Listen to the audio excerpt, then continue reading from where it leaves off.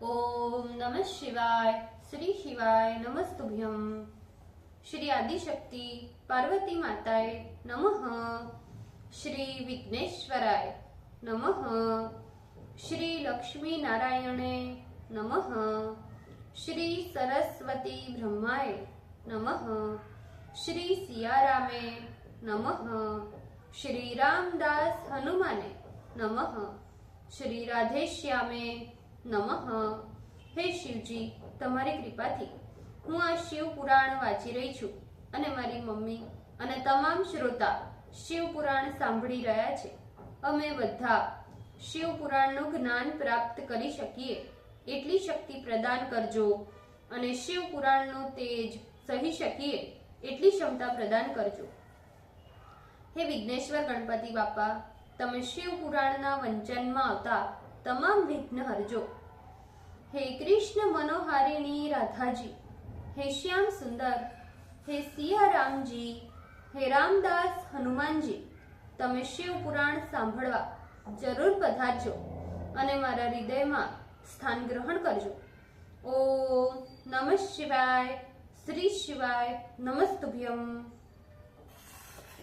छठी संहिता 16 अध्याय, page number 1605। Omkar को ही चराचर सृष्टि के कारण का कथन। सुत जी बोले, गुरु के द्वारा इस प्रकार वेदार्थ के उपदेश को सुन परमात्मा में संदेह करते हुए वामदेव मुनि आदर पूर्वक कहने लगे, हे ज्ञान शक्ति को धारण करने वाले, हे स्वामी, हे परमानंद स्वरूप, आपके मुख कमल से च्युत हुए प्रणवार्थ रूप अमृत का हमने पान किया। अब मेरी बुद्धि दृढ़ हो गई, मेरा संदेह दूर हो गया। हे महेशान, अब मैं कुछ और बात पूछना चाहता हूँ। हे प्रभु, आप उसे सुनिए। सदाशिव से लेकर कीट पर्यंत जीवों की स्थिति सर्वत्र स्त्री पुरुषमय है, इसमें कोई संदेह नहीं है। इस रूप वाले जगत का सनातन कारण स्त्री रूप है, अथवा तो पुरुष है या फिर नपुंसक है, अथवा दोनों ही मिश्रित रूप से कारण है, अथवा कोई इससे विलक्षण अन्य कारण है। अभी तक इसका निर्णय नहीं हो सका है।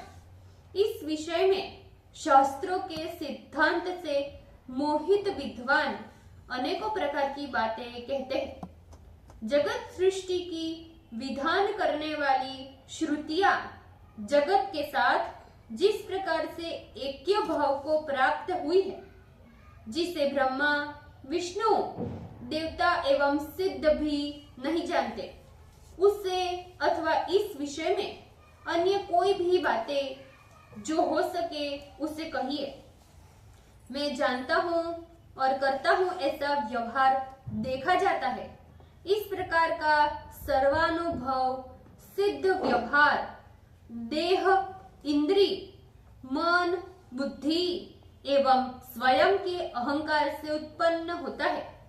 इसमें किसी को कोई विवाद नहीं है, अथवा ये व्यवहार आत्मा में ही होता है। इसमें हमें महान संशय है। इन्हीं दोनों बातों में सभी लोगों को अद्भुत विवाद है। अतः आप अज्ञान संभूत संशय रूपी इस विष वृक्ष को उखाड़कर फेंक दीजिए, जिससे मेरी चित्त रूपी भूमि शिव अद्वैत रूपी महाकल्प वृक्ष को उत्पन्न करने में समर्थ हो। हे प्रभु, आप मुझ पर कृपा कर ऐसा ज्ञान दीजिए। हे देवेश, आपकी कृपा होने पर मैं दृढ़ ज्ञानी हो जाऊंगा। सुत जी बोले, इस प्रकार मुनि द्वारा उपनिषद गर्भित रहस्य के पूछे जाने पर कार्तिकेय जी ईशाद्वास्य युक्त मुख से बोले, हे वामदेव, हे मुने, इस गुह्य तत्व को सदाशिव जिस समय अम्बा से कह रहे थे, उस समय मैं अम्बा का दूध पीता हुआ अत्यंत तृप्त हो रहा था। उस समय उनके निश्चित विचार को मैंने भी स्वस्थ चित हो सुन लिया, जो मुझे भी अभी तक स्मरण है, वही मैं आपसे दयापूर्वक कहता हूँ। हे वामदेव, हे पुत्र, उस परम गोपनीय रहस्य को सुनो। हे मुने, कर्म के अस्तित्व तत्व से प्रारंभ कर शास्त्रवाद जितना भी विस्तृत है, उसे विचारवान पुरुष को विवेक पूर्वक स्मरण करना चाहिए। इसका कारण है कि वो शास्त्रवाद ज्ञानियों को ज्ञान देता है। तुमने जिस शिष्य को उपदेश दिया है, उनमें तुम्हारे समान कौन हुआ? वे अधम आज भी कपिल आदि उपदिष्ट शास्त्रों को ही पढ़कर ईश्वर तो नहीं है, इस प्रकार के भ्रम में पड़े हुए हैं। शिव निंदा करने के कारण वे मूर्ख पूर्व में 6 मुनियों के द्वारा श्राप प्राप्त कर चुके हैं। वे अन्यथावादी है, इस कारण ही उनकी बात नहीं सुननी चाहिए। ईश्वर के विषय में जिस प्रकार धूम दर्शन से नैयायिक लोग पंचावयव वाक्य का प्रयोग कर अग्नि को अनुमान से सिद्ध करते हैं, उस प्रकार के अनुमान के प्रयोग का अवकाश नहीं है, क्योंकि परमात्मा तो इस प्रत्यक्ष प्रपंच का आधार है। अतः उस ईश्वर को जानना चाहिए, इसमें कोई संदेह की बात नहीं है। स्त्री पुरुष रूप ये विश्व प्रत्यक्ष ही दिखाई पड़ता है। 6 कोश वाले इस शरीर में आदि के 3 त्वचा, रुधिर और मांस माता से आता है तथा अंत के 3 यानी अस्थि, स्नायु और मज्जा पिता से प्राप्त होते हैं। इस प्रकार शरीर में स्त्री पुरुष भाव की कल्पना होती है। श्रुति ब्रह्म के सत्यम विज्ञानमानंदम ब्रह्म, इस मंत्र से परमात्मा को ही सच्चिदानंद स्वरूप का प्रतिपादन समझना चाहिए। इसमें सत शब्द से असत की निवृत्ति होती है, जिससे सत स्वरूप आत्मा का प्रतिपादन शरीर में होता है। सदैव सौम्येदमग्र आसीत, ये श्रुति का वाक्य है। चित शब्द जड़त्व का निवर्तक है। त्रिलिंग वर्ती भी शत शब्द इस ब्रह्म में पुल्लिंग रूप से कहा जाता है। सत शब्द से प्रकाश का बोध होता है, अतः प्रकाश के पुल्लिंग होने से सत शब्द भी पुल्लिंग रूप से ब्रह्मा के लिए व्यवहत होता है। ज्ञानवाचक चित शब्द का अर्थ चेतना है, जो स्त्रीलिंग में है, यानी प्रकाश पुल्लिंग में और चित यानी चेतना स्त्रीलिंग में। ये 2 ही जगत की उत्पत्ति के कारण है। इसी प्रकार सच्चिदानंद आत्मा में जगत की कारणता प्राप्त होने में एक शिव की शक्ति भाव को प्राप्त होती है। तेल और बत्ती के मलिन होने पर प्रकाश भी मलिन होता है। मलिनता और अशिवता दोनों ही चित्रूपी अग्नि में देखी जाती है। अतः विवर्तवाद होने से शिवत्व श्रुति बोधित है। यही चित्त शक्ति जब शिव के आश्रित होती है, तब वो दुर्बल हो जाती है। उसको निवृत्त करने के लिए सर्वकालिक चित्त शक्तिपन को कहा गया है। शक्तिमान बलवान होता है। हे महामुने वामदेव, लोक और वेद के व्यवहार में भी ऐसा ही देखा जाता है। इस प्रकार शिवत्व और शक्तित्व परमात्मा के अंग है। शिव शक्ति के संयोग से ही आनंद की प्राप्ति होती है। इसीलिए हे मुने, निष्पाप मुनिगण शिव की प्राप्ति के उद्देश्य से शिव में मन लगाकर अनामय शिवलोक प्राप्त करते हैं।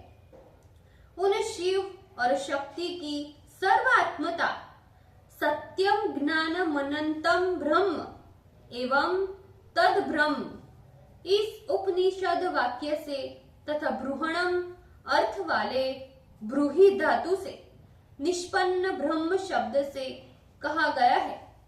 शारीरिक मीमांसा भाष्य में अस्ति तावद् ब्रह्म नित्य शुद्ध मुक्त स्व भाव सर्वज्ञ सर्वशक्तिरिति। बृहणत्व तथा बृहत्व सर्वदा शिव विग्रह में ही घटित होता है। पंच ब्रह्ममय में विश्व प्रतीति ब्रह्म से व्याहत होती है। हे वामदेव, अब मैं हंस इसके प्रतिलोम में प्रणव मंत्र का उद्धव कहता हूँ, सावधान होकर सुनो। हंसः इस मंत्र का प्रतिलोम करने पर सोहम इसमें सकार एवं हकार का लोप कर देने पर ओम ही शेष रह जाता है। यही स्थूल शब्द परमात्मा का वाचक है, यही महामंत्र है, ऐसा तत्वदर्शी महर्षियों ने कहा है। अब सूक्ष्म महामंत्र का उद्धार है। वामदेव, मैं आपसे कहता हूँ, आधा स्वर अ, 15वां स्वर अम, 16वां स्वर अह, इन तीनों स्वरों में हकार पर अर्धवा स्वर अ और 15वां स्वर अम लगा देने पर हम, पुनः सकार के आगे 16वां स्वर विसर्ग लगा देने पर हंसः ये महामंत्र बनता है। पुनः हंसः का प्रतिलोम कर देने पर सोहम ये महामंत्र सिद्ध होता है। इसमें सकारार्थ पद का अर्थ ही शिव है।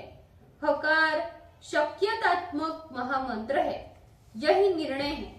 गुरु उपदेश काल में सोहम ये शक्यतात्मक शिव है। शिवोहमिस्मि ये महामंत्र जीव परक हो जाता है। शक्यात्मक तथा शिवांश शिव में मिलकर शिव साम्यता को प्राप्त हो जाते हैं।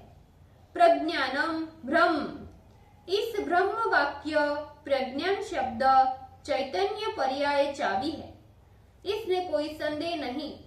इसलिए चैतन्यात्मा ये शिव सूत्र कहा जाता है। जो चेतन है उसी में सारे विश्व का ज्ञान और क्रियाएं निहित है। चेतन का स्वभाव स्वतंत्र है, इसलिए उसे आत्मा कहते हैं। इस प्रकार मैंने शिव सूत्र का वार्तिक कहा। ज्ञानम बंधः ये शिव का दूसरा सूत्र है। इसमें ज्ञानम पद से आत्मा का लक्षण बताया गया है और कंचिद ज्ञान क्रियात्मक बंध ये पशु वर्ग यानी जीव का लक्षण है। यही दोनों स्वाभाविक ज्ञान बल तथा क्रिया ये दोनों पराशक्ति से स्पंदित रहते हैं। श्वेताश्वर शाखा वाले इस पराशक्ति की परास्य शक्ति विविर्धेव श्रूयते स्वाभाविकी ज्ञान बल क्रिया च ते ध्यान योगानुगता अपश्यन देवास्तु शक्ति स्वगुणो निरूढ़म। इस श्लोक से स्तुति करते हैं। ज्ञान क्रिया इच्छा ये शिव की 3 दृष्टियां कही गई है। ये शिव की 3 दृष्टिकर्ता के मन के भीतर इंद्रिय द्वारा गोचर देह में प्रविष्ट होकर जीव रूप से पदार्थों को जानती है तथा कार्य करती है। इसलिए ज्ञान क्रिया तथा इच्छात्मक होने से ये जीव भी उस परमात्मा का स्वभाव है। अब प्रपंचार्थ के साथ जिस प्रकार प्रणव की एकता प्रदर्शित होती है उससे कहता हूँ, ओम मितिदम सर्वम ये सनातनी तैतरीय श्रुति कहती है। तस्माद्वा इतस्मादात्मनः आकाशः संभूतः इत्यादि श्रुतियों से जगत की सृष्टि का वर्णन है। हे वामदेव, अब मैं उस सृष्टि का तात्पर्य कहता हूँ। तुम्हारे स्नेह के कारण ही मैं उसे कह रहा हूँ, जिससे तुम्हें ज्ञान प्राप्त हो जाए। शिव शक्ति का योग ही परमात्मा कहा गया है। पराशक्ति से चित्त शक्ति, उससे आनंद शक्ति और उससे इच्छा शक्ति उत्पन्न हुई है। इच्छा शक्ति से ज्ञान शक्ति और ज्ञान शक्ति से 5वीं क्रिया शक्ति उत्पन्न होती है। हे मुने, इन्हीं शक्तियों से निवृत्ति आदि कलाएं भी उत्पन्न हुई है। चित्त और आनंद से नाद एवं बिंदु की उत्पत्ति कही गई है। इच्छा शक्ति से मकार और ज्ञान शक्ति से पांचवा उकार स्वर तथा क्रिया शक्ति से अकार की उत्पत्ति होती है। इस प्रकार प्रणव की उत्पत्ति मैंने कही। अब पंच ब्रह्म की उत्पत्ति सुनो। शिव से ईशान, ईशान से तत्पुरुष, तत्पुरुष से अघोर, अघोर से वामदेव, वामदेव से सघोजात उत्पन्न हुए। अकार आदि मातृकाओं से 38 मातृकाओं की उत्पत्ति हुई है। ईशान से शांततीत नाम की कला, पुरुष से शांति कला और अघोर से विद्या नामक कला की उत्पत्ति हुई है। प्रतिष्ठा नाम की कला वामदेव से तथा निवृत्ति नाम की कला सघोजात से उत्पन्न हुई है। ईशान और चिच्चति के मुख से शिव के मिथुन पंचक उत्पन्न हुए हैं। अनुग्रह, तिरोभाव, संहार, स्थिति और सृष्टि इन कृतियों को हेतु पंचक कहा जाता है। ऐसा उस बात को जानने वाले तत्वदर्शी पंडितों ने ही कहा है। वाच्यवाचक संबंध से मिथुन भाव के प्राप्त हो जाने पर कलावर्ण स्वरूप इस पंचक में भूत पंचक क्रमशः आकाशादि क्रम से उत्पन्न हुए। आकाश में केवल शब्द गुण, वायु में शब्द और स्पर्श गुण, अग्नि में शब्द स्पर्श और रूप गुण, जल में शब्द स्पर्श रूप और रस चारों गुण तथा पृथ्वी में रस, रूप, गंध, शब्द और स्पर्श पांचों गुण होते हैं। हे महामुने, क्रमशः गंध आदि गुणों से व्याप्य पृथ्वी आदि पंचभूतों की व्यापकता का वर्णन मैंने कर दिया।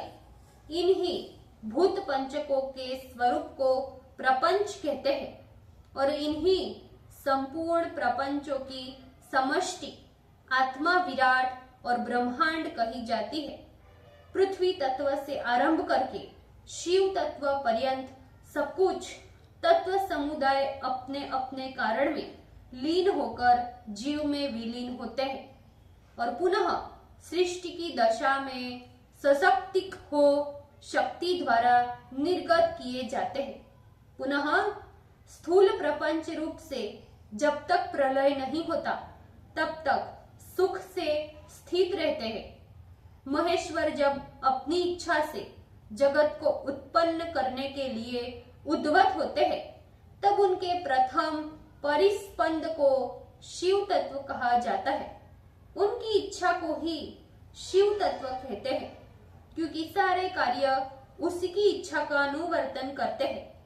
ज्ञान शक्ति और क्रिया शक्ति में जब ज्ञान आधिक्य रहता है तब सदा शिव तत्व और जब ज्ञान की अपेक्षा क्रिया शक्ति प्रधान में रहती है तब महेश्वर तत्व को जानना चाहिए।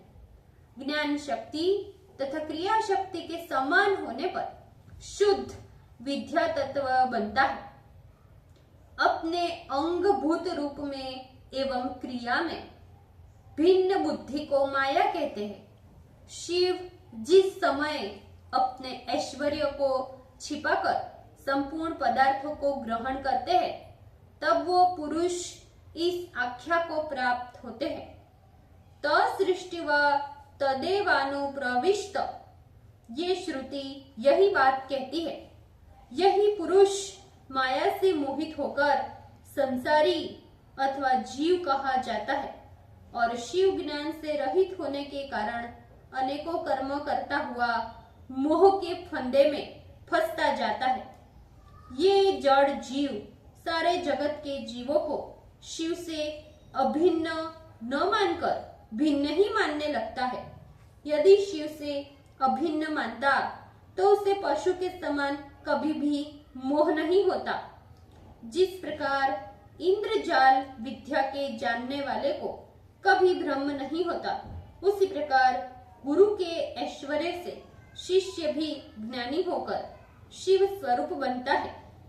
सर्वक्रतुत्व रूपा, सर्वज्ञत्व स्वरूपा, पूर्णत्व रूपा, नित्यत्व रूपा तथा व्यापकत्व रूपा ये शिव की 5 शक्तियां सूर्य के समान अपने शक्तियों को संकुचित कर लेती है। ये संकुचित होकर भी प्रकाश करती रहती है। पशु यानी कि जीव में कला, विद्या, राग, काल एवं नियति ये पंच तत्व कला के नाम से कहे जाते हैं, जिनमें कुछ कर्तृत्व का कारण एवं कुछ तत्व का साधन हो उसे विद्या कहते हैं। विषयों में जिस कारण प्रीति होने लगे उसे राग कहते हैं। भाषित होने वाले, भाषित हुए तथा भाषित सभी भाव अभाव पदार्थों को जो क्रमशः अवच्छेदक होकर भाषित करता है वही काल है। उसे समस्त भूतों का आदि भी कहते हैं। ये मेरा कर्तव्य है, इसे करना ही चाहिए। ये मेरा कर्तव्य नहीं है, इसीलिए इसे नहीं करना चाहिए। इस प्रकार जो मनुष्य को नियंत्रित करती है, परमेश्वर की उस शक्ति का नाम नियति है। परमेश्वर की इन शक्तियों को जीव बांधकर उसी में पड़ा रहता है। इस प्रकार कला, विद्या, राग, काल एवं नियति जीव के स्वरूप को आच्छादित करने से पंचचुक कहे जाते हैं। ये अतरंग साधन कहे जाते हैं। ओम नमः शिवाय। श्री शिवाय नमस्तुभ्यम। भूल चूक माफ करजो शिवजी, कृपा रखजो। આજના શિવપુરાણના વંચનનું પુણ્ય મને પ્રદાન કરજો શિવજી। ઓમ નમઃ શિવાય। શ્રી શિવાય નમસ્તુભ્યમ।